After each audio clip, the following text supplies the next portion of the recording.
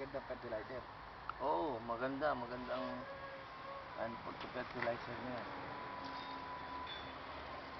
Ang kung paano, mahal ang isang niya eh. Nasa 500 yata ang isang sako eh. Ang fertilizer. Nung siniminod nyo, ang purpose lang para makadevelop ng organic fertilizer. Yun lang.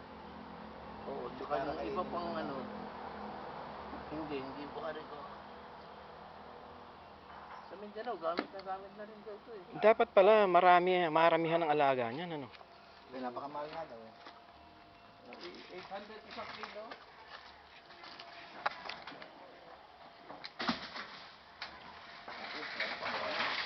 Bakit may tubig? Basta ng ulan, umulan dito.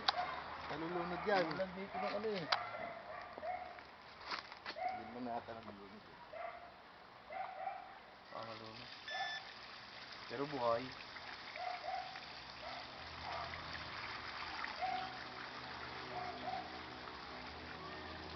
Marami rin yung 1 gram yan. Ganda lang yun. Arig 49 na ano.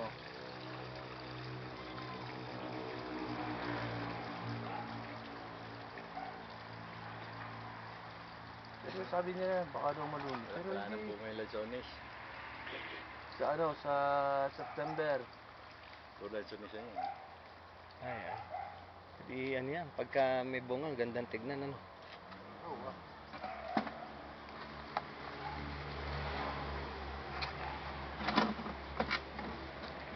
Yan. Yun.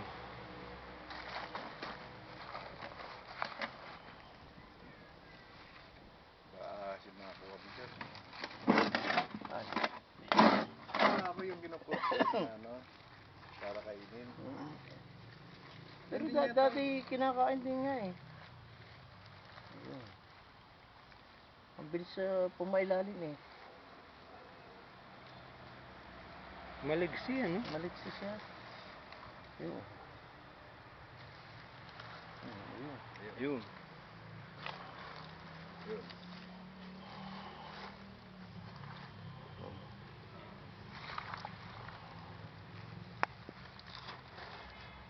Ilan days daw? Alin? Para Hindi ko nga ano eh. Ha? Ha? Para pakinabangan na yung fertilizer. Hindi ko pa masyadong ano eh. Hindi kami umattend. Akala ko matindi Hindi kami umattend. Kailangan pera. Ako dapat may mag-sponsor. Magkano? Ang ano? Nasa 2,000 nga. 2 days lang.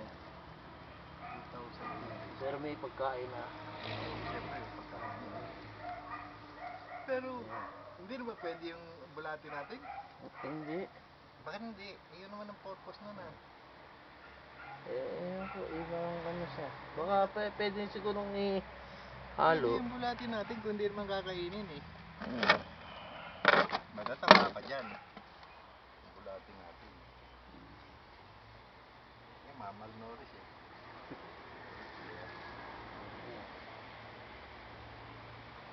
Biglang sa Miami sa likod dahil bulati eh.